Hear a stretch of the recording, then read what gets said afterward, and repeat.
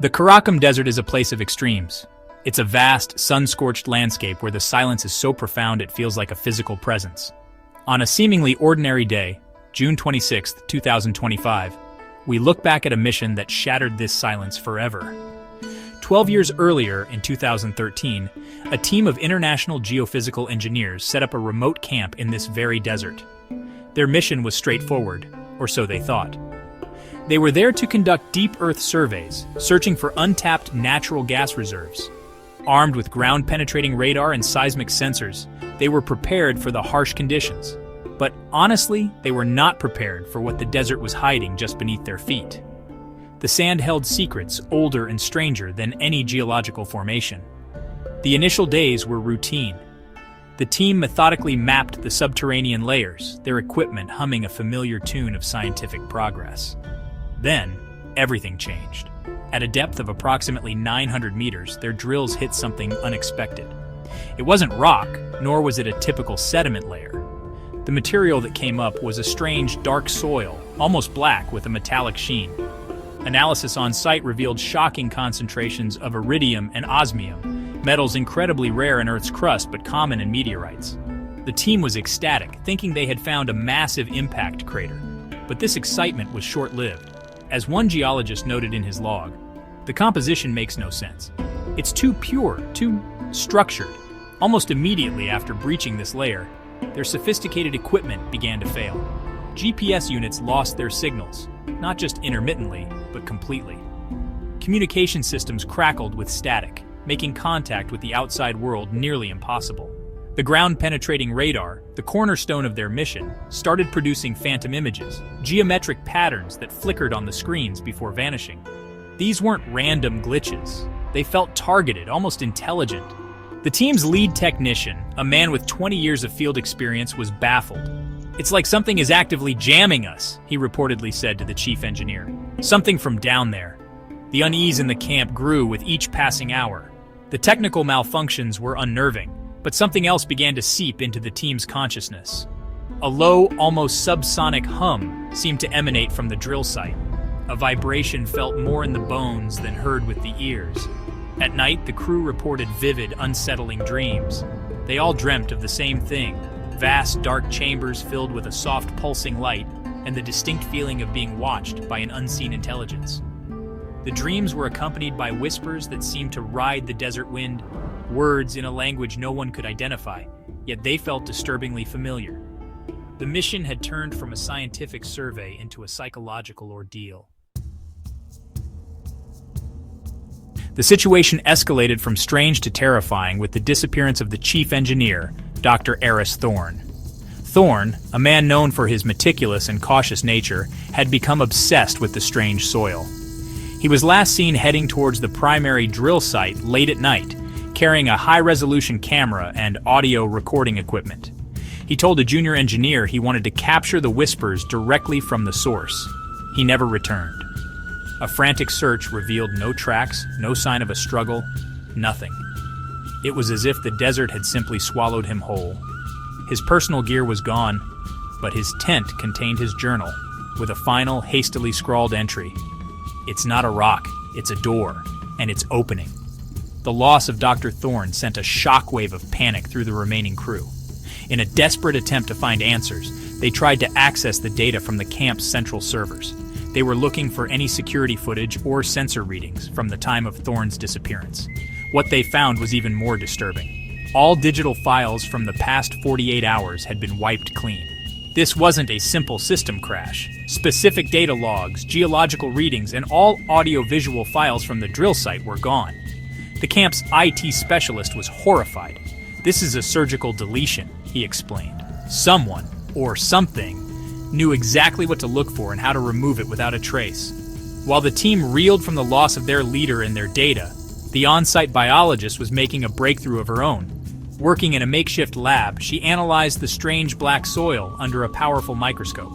What she discovered was beyond belief. Embedded within the metallic soil were complex, helical structures that bore a startling resemblance to DNA. However, these were not based on carbon. They appeared to be crystalline, silicon-based structures, intricately woven and pulsating with a faint internal light. It was a form of life, or at least a carrier of information, completely alien to anything known on Earth. The implications were staggering and terrifying. The physical toll on the remaining staff became undeniable. Crew members complained of constant headaches, nausea, and a disorienting sense of vertigo. Many reported nosebleeds and a metallic taste in their mouths. During this period of intense stress and sickness, an unrecorded seismic event shook the camp. It wasn't a typical earthquake. It was a single, powerful jolt that originated directly beneath them, as if something massive had shifted in the darkness below. No regional seismographs registered the tremor. It was a localized, contained event. The ground had moved, but only for them, as if to remind them of the power they had disturbed. Just as the remaining team members were debating abandoning the entire operation, their decision was made for them. On the horizon, a convoy of unmarked military-style vehicles appeared, kicking up plumes of dust as they sped towards the camp. Within minutes, the site was swarmed by armed personnel. They wore no identifying insignia. Their uniforms were a stark, functional gray, and they spoke in clipped, authoritative tones, issuing orders in a language the international crew couldn't place. They were not from any recognizable government agency. Their authority was absolute, enforced by the cold steel of the rifles they carried. The crew was immediately placed under a strict quarantine. The mysterious soldiers worked with chilling efficiency. They systematically confiscated all remaining research, samples, and personal devices. Every piece of paper, every hard drive, and every soil sample was packed into sealed containers and loaded onto the trucks. The crew was interrogated, but their questions were met with silence or vague threats. The message was clear. You saw nothing. You heard nothing. You will say nothing. The drill site itself was sealed. The unidentified personnel poured a fast-setting polymer compound into the borehole, entombing whatever lay beneath under hundreds of meters of impenetrable material. The silent gate, if that's what it was being slammed shut. After 72 hours of tense confinement, the surviving engineers and scientists were escorted from the desert and dropped at the outskirts of a nearby town. They were given a stark warning: forget what happened, or their families would face consequences. The official story became a tragic industrial accident, a gas well blowout that claimed the life of Dr. Thorne. The company they worked for backpedaled, disavowing the mission's more unusual findings and citing geological instability. The survivors, scattered back to their home countries, were left with the trauma and the impossible truth. A few tried to speak out, but their stories were dismissed as delusion, the product of stress and desert heat. Years passed, and the event was almost lost to history, relegated to the shadowy corners of online conspiracy forums. But the local villagers, the Turkmen nomads who have roamed these sands for centuries, remember. They speak of a time when the sky fire fell to the earth and the ground sang a strange song. They tell stories of the ghost soldiers who came and stole the ground's voice. Even today, they avoid that particular stretch of desert, claiming that at night, strange lights can still be seen pulsing deep beneath the surface. And sometimes, if the wind is just right, you can still hear the whispers.